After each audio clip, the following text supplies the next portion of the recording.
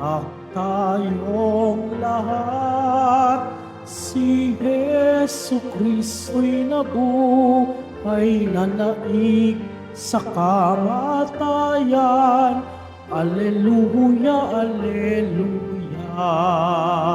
Panginoon ang naghirang sa tinubos niyang bayan. Nagpupuring mga hinirang, masayang nagdiriwang. Magalak tayong lahat. Si Jesu Kristo'y nabuhay na naig sa kamatayan. Alleluia, alleluia. Sa ngala ng Ama, at ng Anak, at ng Espiritu Santo, Amen. ang pagpapala ng ating Panginoong Kristo, ang pag-ibig ng Diyos Ama, at ang pakikipagkaisa ng Espiritu Santo, naway sumainyong lahat. At sumaiyo rin. Mga kapatid, sa araw ding ito'y pinagdiriwang natin ang kapistahan ni Santa Catalina ng Siena. Aminin muna natin mga kapatid ang ating mga kasalanan upang tayo maging marapat gumanap sa banal na pagdiriwang. Inaamin ko sa makapangyarihang Diyos at sa inyo mga kapatid na lubha akong nagkasala sa isip, sa salita at sa gawa at sa aking pagkukulang. Kaya isinasamo ko sa mahal na Birheng Maria, sa lahat ng mga anghel at mga banal, at sa inyo mga kapatid, na ako'y panalangin sa Panginoong ating Diyos. Kaawaan tayo na makapangyarihang Diyos, patawarin tayo sa ating mga kasalanan, at patnubayan tayo sa buhay na walang hanggan. Amen. Panginoon, kaawaan mo kami. Panginoon, kaawaan mo kami. Kristo, kaawaan mo kami. Kristo, kaawaan mo kami. Panginoon, kaawaan mo kami. Panginoon, kaawaan mo kami. Manalangin tayo. Ama naming makapangyarihan, sa pagsasaloob ng pagtitiis ng aming Panginoong Jesucristo, si Santa Catalina ay pinag-aalab mo sa iyong pag-ibig at sa masigasig na paglilingkod sa iyong simbahan. Bilang tugon sa kanyang pagdalangin, ang iyong sambayanan naway laging magalak sa pakikiisa kay Kristo at sa pagpapahayag ng kanyang pagkabuhay bilang tagapamagitan kasama ng Espiritu Santo, magpa sa walang hanggan. Amen. Magsiupo muna ang lahat. Pagbasa mula sa mga gawa ng mga apostol. Nagkaisa ang damdamit isipan ng lahat ng sumasampalataya at di itinuring ninuman na sarili niya ang kanyang mga ari-arian, kundi para sa lahat. Ang mga apostol ay patuloy na gumagawa ng kababalaghan at nagpapatotoo sa muling pagkabuhay ng Panginoong Hesus. At ibinuhos ng Diyos ang kanyang pagpapala sa kanilang lahat. Walang nagdarahop sa kanila sapagkat ipinagbibili nila ang kanilang lupa o bahay at ang pinagbilhan ay binibigay sa mga apostol. Ipinamamahagi naman ito ayon sa pangangailangan ng bawat isa. Gayon ang ginawa ni Jose, isang Levitang taga-Chipre, kaya't Bernabe ang itinaguri sa kanya ng mga apostol, ibig sabihin, patulungin. Ipinagbili niya ang kanyang bukid at ibinigay sa mga apostol ang pinagbilhan. Ang salita ng Diyos. Salamat sa Diyos. Panginooy naghari na, ang damit niya'y maharlika. Panginooy naghari na, ang damit niya'y maharlika. Panginooy naghahari na ang suot sa katawan ay damit na maharlika at batbat ng kalakasan. Panginooy naghari na, ang damit niya'y maharlika.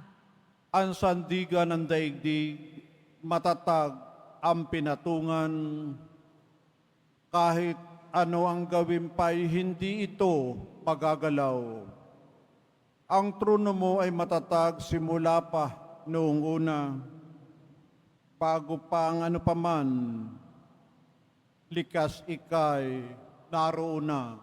Panginooy naghari na, ang damit niya'y maharlika. Walang hanggan, Panginoon, ang lahat ng tuntunin mo. Sadyang banal at matatag ang sambahang iyong templo. Panginooy naghari na, ang damit niya'y maharlika. Magsitayo na po ang lahat.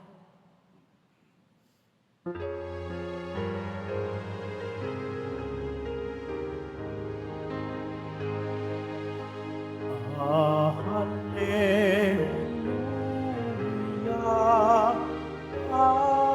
hallelujah, hallelujah,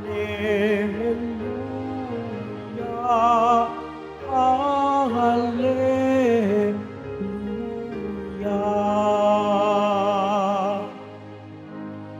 Ang anak ng tao'y dapat na itapok at itaas upang lahat ay maligtas. Hallelujah, hallelujah, hallelujah,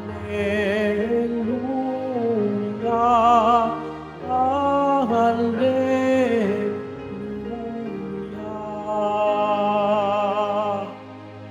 Sumayin niyo ang Panginoon. At sumaiyo rin. Ang mabuting balita ng Panginoon ayon kay San Juan. Papuri sa iyo, Panginoon.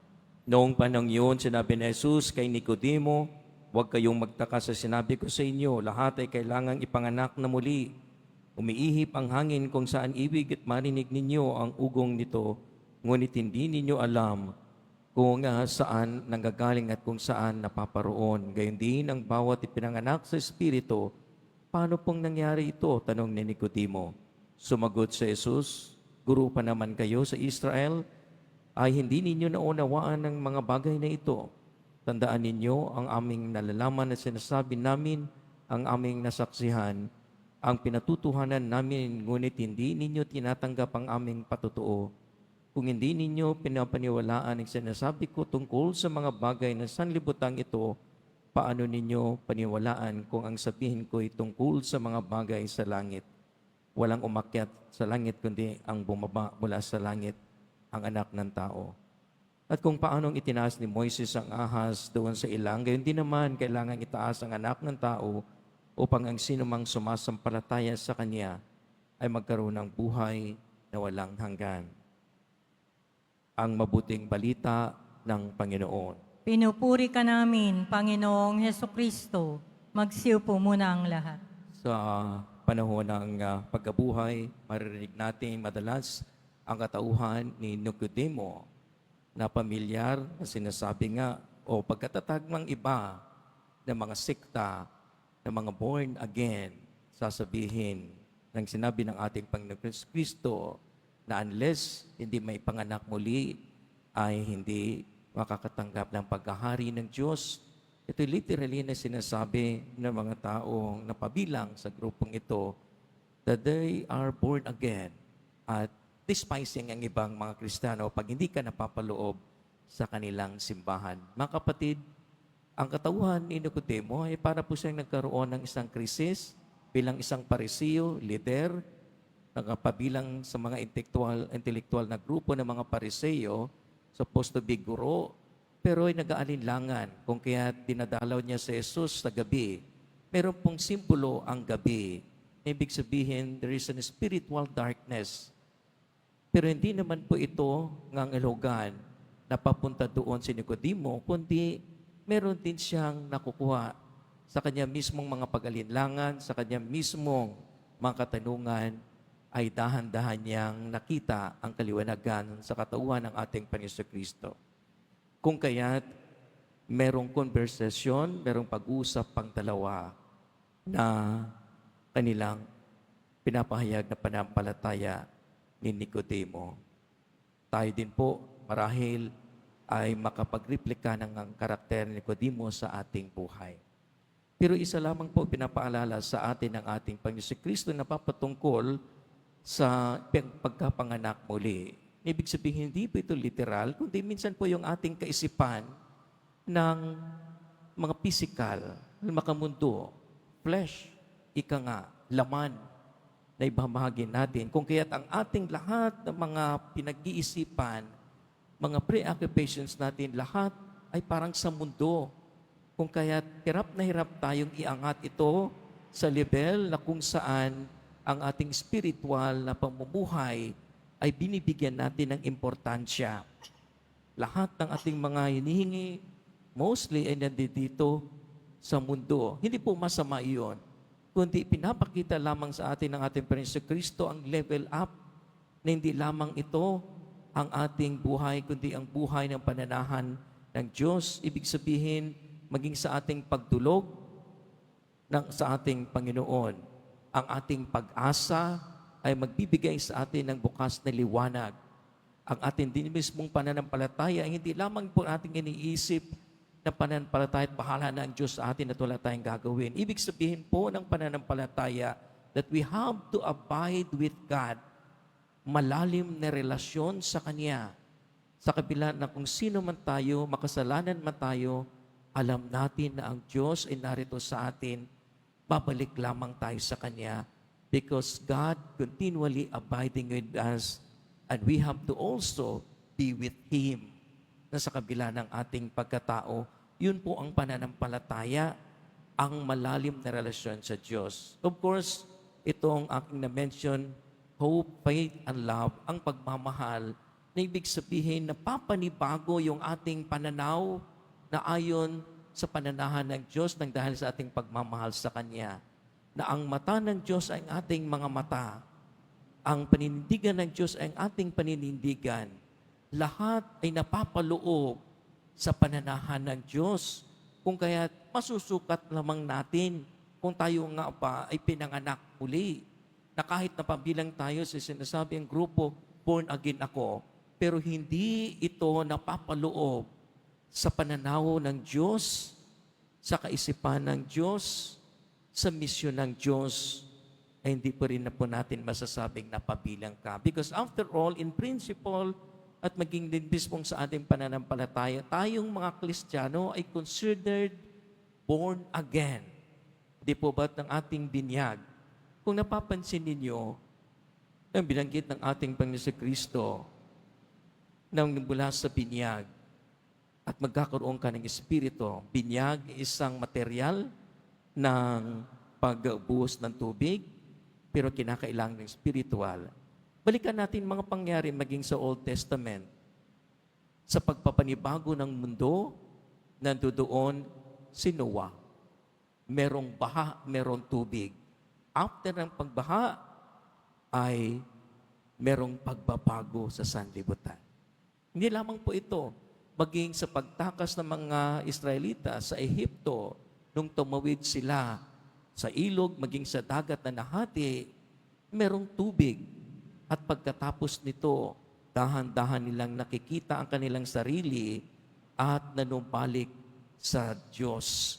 Ang Espiritong ito ay gabay para sa kanilang paglalakbay sa disyerto at maging sa kanilang buhay. At hindi lamang po ito, maging mismong sa ating Panginoon Kristo nung siya ay bininyagan, ang Espiritu ng Diyos ay nagpapahayag sa pamamagitan ng ibon. Pinapahayag na ito ang aking anak. Sa pamamagitan ng tubig, naroroon ang Espiritu. Sa pamamagitan din ng ating pagtanggap ng binyag, marami po sa atin ay hindi natin nabibigyan ng malalim na kahulugan. Nabuhusan lang ng tubig, ihingi na sa office ng baptismal certificate at sasabihin nila, tapos na pater, nabinyagan na ako. Hindi pa po. Tandaan po natin, baptism is the first sacrament that we receive. It is the entrance, it is the entry, and the rest of that sacraments are the manifestations of the Holy Spirit in us. Pag atin pong isa-isahin yun, ang Espiritu na siyang gumagabay sa ating pagiging binyagan, pag ikay nagiging kumpilan, ang Espiritu ay napapaloob sa iyo. Pag ikaw ay humihingi ng sakramento ng pakipag-ulian or confession, naroon ang Espiritu ng pagpapatawad. Kung ikaw ay nagkakasakit, nabubuhayan ka ng kalooban, ang Espiritu ng Diyos na muling nagpagkabuhay. At ang iba pang Espiritong gumagabay sa nag-aasawa at maging sa mga tao na nagiging lingkod ng simbahan. Yun po ang Espiritu na atin ding tinatanggap ng bawat isa. Sa makatuwid po, Jesus Christ entered in us. Pero hindi natin siya hinahayaang pumasok dahil gusto nating tayo ang masusunod. Kaya maraming pagkakataon na hindi nakakapasok ang ating Panginoon. This is supposed to be the breaking through. Para bang papasok Panginoon, kung napapansin ninyo, nang minsan, ang mga apostoles at wala silang nakuha, at minsang pumunta ang ating Panginoon, inutusan sila. O di kaya pumunta ang ating Panginoon, ihulog mo ang lambat. Ibig sabihin, maraming pagkakataon that God intervenes into our lives, that God manifests Himself, that God break through. Papasok ako sa iyo, ano man mangyari. Pero minsan po, o kadalasan, matigas ang ating mga puso dahil gusto nating tayo'y masusunod. And in that sense, many times, tayo ang Diyos ng ating mga sarili sa ating pagkamakasarili. At ang Diyos, anong ginagawa na lang natin? Nagiging consultant na lang. Kaya pag hindi nakakatanggap ng hinihingi, umaalis. Tumitiwalag, hindi na nagsisimba. O di kaya naman, ang merito, magsisimba ako, Panginoon, bigyan mo ako ng ganito. Pag hindi natanggap, ay ayawan na. Wala namang nangyari. There's no relationship. Ang malalim na relasyon sa Diyos, kaya meron kang hinihingi o wala, meron kang natanggap o wala, hindi iyon ang kadahilanan ng ating malalim na relasyon sa Kanya.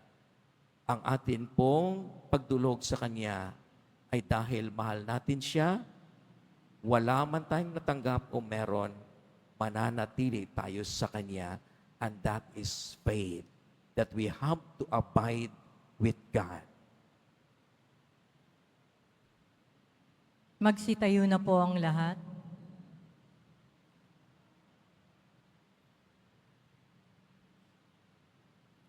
Mga kapatid, manalangin tayo sa Diyos Ama sa pamamagitan ng Kanyang Espiritu ay muling nabuhay si Kristo at siya ring magbibigay ng buhay sa ating mga mortal na katawan. Panginoon ng langit at lupa, pagpalain mo kami. Panginoon ng langit at lupa, pagpalain mo kami. Ang mga ginawaran ng katungkulan, naway pukawi ng Espiritu sa pagtupad ng kanilang pamumuno ayon sa diwa ng pag-ibig at paglilingkod. Manalangin tayo. Panginoon ng langit at lupa, pagpalain mo kami. Atin nawang patuloy na panibaguhin sa Espiritu ang ating mga sarili at lumago tungo sa kaganapan ng pag-ibig ni Kristo. Manalangin tayo. Panginoon ng langit at lupa, pagpalain mo kami. Sa lahat ng nakikiisa sa pagdiriwang ng Eukaristiyang ito, naway matulungan natin ang isa't isa ng may pag-ibig na nagpapahayag ng santatlo. Manalangin tayo. Panginoon ng langit at lupa, pagpalain mo kami. Ang mga may sakit, naway maipagamot at mabigyan ng lunas sa pamamagitan ng kabutihang loob ng kanilang pamilya at mga kaibigan. Manalangin tayo. Panginoon ng langit at lupa, pagpalain mo kami. Ang mga namayapa naway magdiwang sa maluwalhating muling pagkabuhay ni Kristo. Manalangin tayo. Panginoon ng langit at lupa, pagpalain mo kami. Panginoon, ibuhos mo ang iyong Espiritu sa aming mga puso upang baguhin ang aming buhay sa pamamagitan ng buhay na kaloob sa amin ang muling pagkabuhay ni Kristo. Iniling namin ito sa pamamagitan ni Kristo ang aming Panginoon. Amen. Magsiupo muna ang lahat.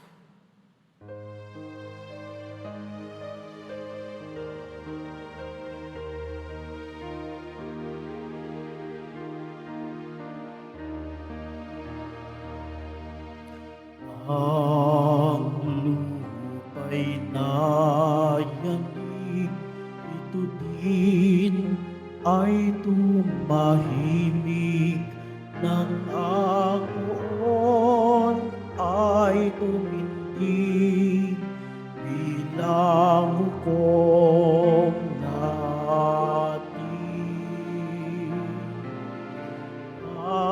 Hallelujah,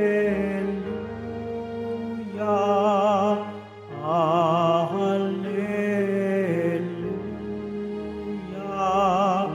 hallelujah, hallelujah,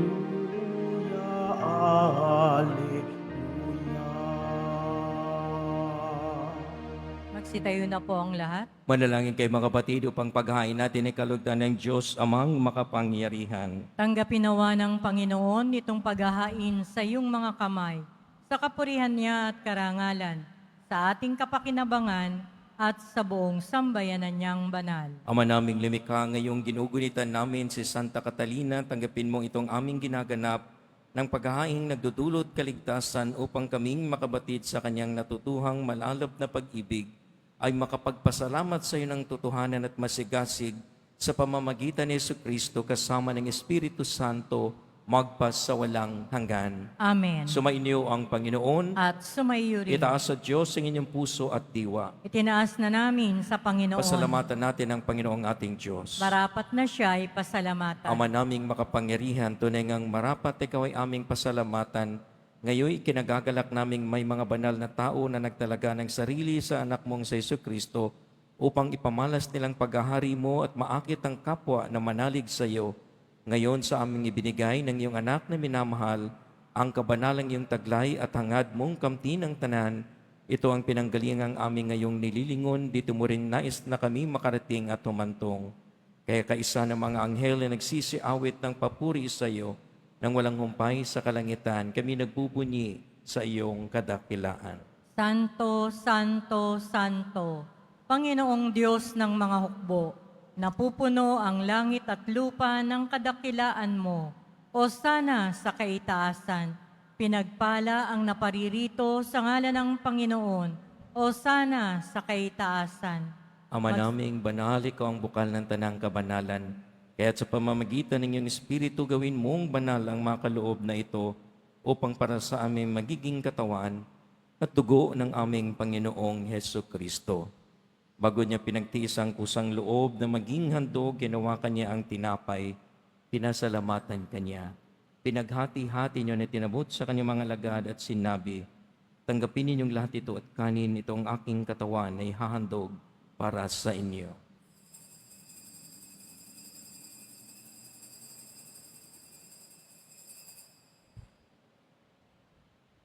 Hindi naman nang matapos ang hapunan, hinawakan niya ang kalis, muli kanyang pinasalamatan, inabot niya ang kalis sa kanyang mga lagad at sinabi, tanggapin ninyong lahat ito at inumin, itong kalis ng aking dugo ng bago at walang hanggang tipan, ang aking dugo na bubuhos para sa inyo at para sa lahat, sa ikapagpapatawad ng mga kasalanan.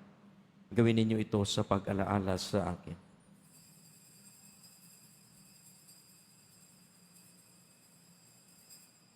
Magsitayo na po ang lahat.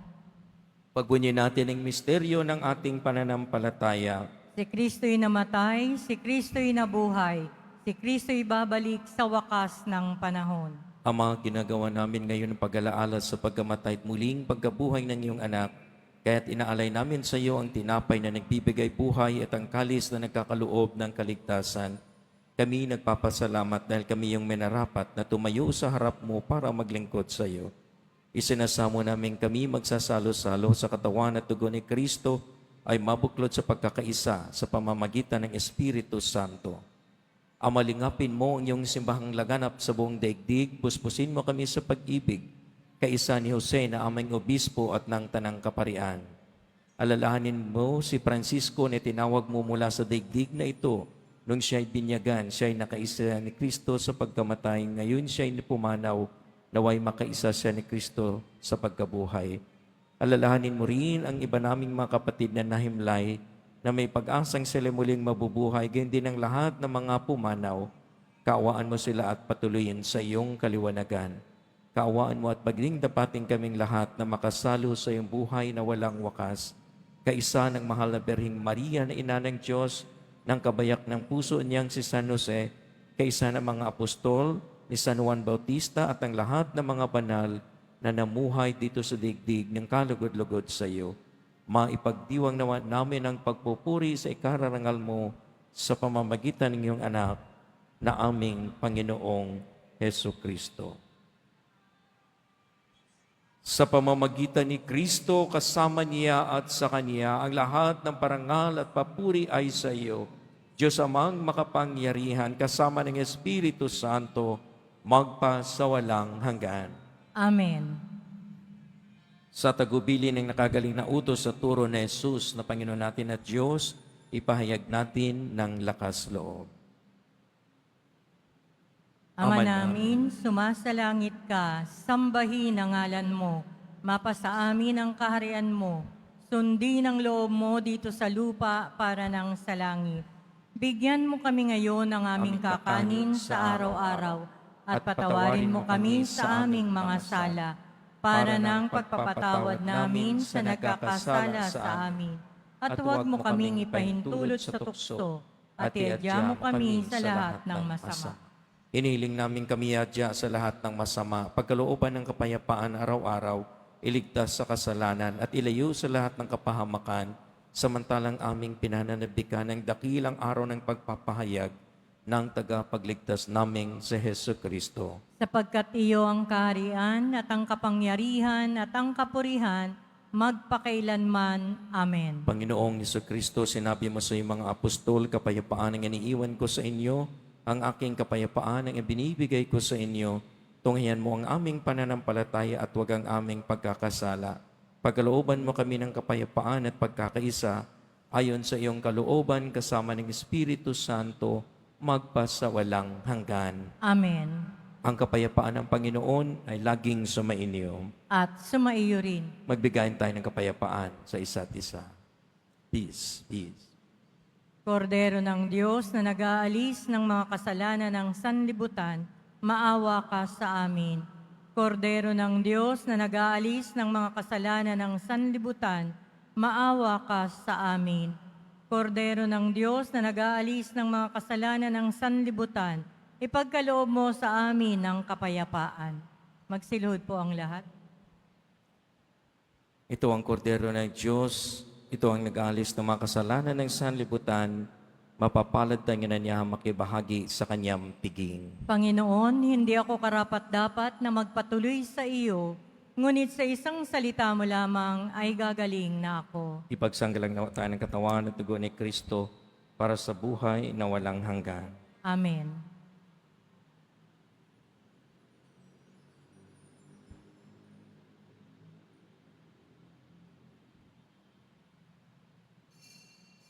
Para sa lahat ng tatanggap ng banal na komunyon, sasagot po tayo ng Amen pagkasabi ng pari o ng lay minister ng katawan ni Kristo.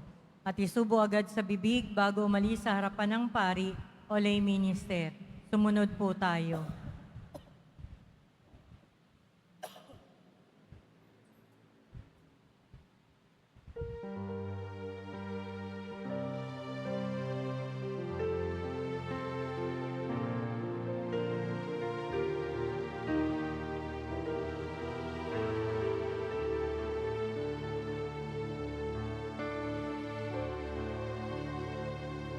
Kailan pa man di mawawalay pag-ibig ko sa inyong tapat at tunay. pamay, huwag mabahala, pagkat kapiling ako to'y na.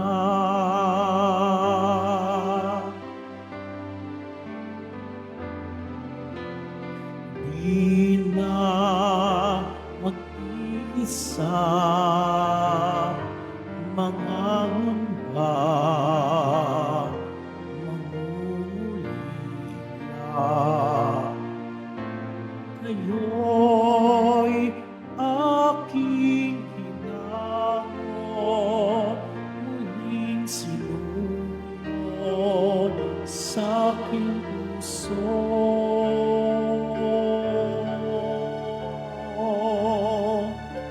Kailan pa man di mawawalay pag-ibig ko sa inyong tapat at tunay. Kailan pa man huwag mabahala, pagkat kapiling ako to'y kailan pa man di mawawalay pag-ibig ko sa inyo, tapat at tunay. Kailan pa man huwag mabahala, pagkat kapiling ako't na.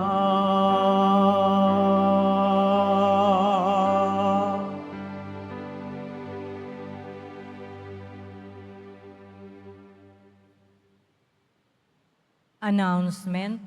Mga kadiboto, mabibili pa rin po sa ating parish office ang Nazareno Images, Nazareno Medallion, at ang Nazareno Novena and Prayer Booklet in English or Tagalog. Ang lahat po ay inaanyayahan, lalo na ang mga may sakit o may karamdaman, sa ating Healing Mass and Service sa darating na May 1, 2025, Huwebes sa ganap na ika-6 ng gabi. Makiisa po tayo. Pagkatapos ng misa, wiwisikan po ang lahat ng banal na tubig.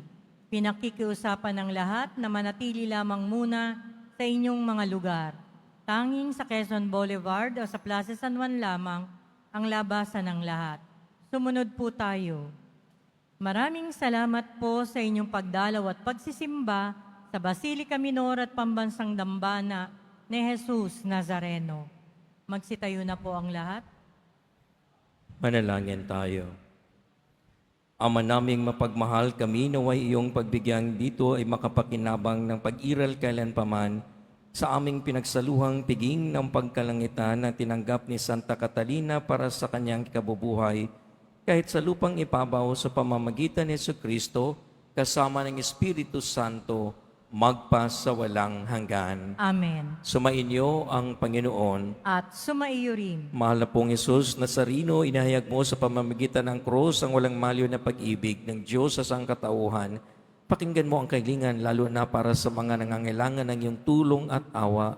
Makamtanawa namin ang iyong kasagutan na may utang na loob na tinatanaw. Basbasan din po ninyo ang mga imahin at dasalan upang lalo kaming panalangin at magtiwala. Sa pamamagitan ng bendisyon na ito, naway lalo kaming maging mapaglingkod, masunurin at tapat sa iyo na aming maluwalhating Panginoon, magpa sa walang hanggan. Amen. At pagpalain kayo ng makapangyarihang Diyos, Ama, Anak, at ng Espiritu Santo. Amen. Humayo kayong taglahing kapayapaan ng Pong Jesus Nazareno. Salamat sa Diyos.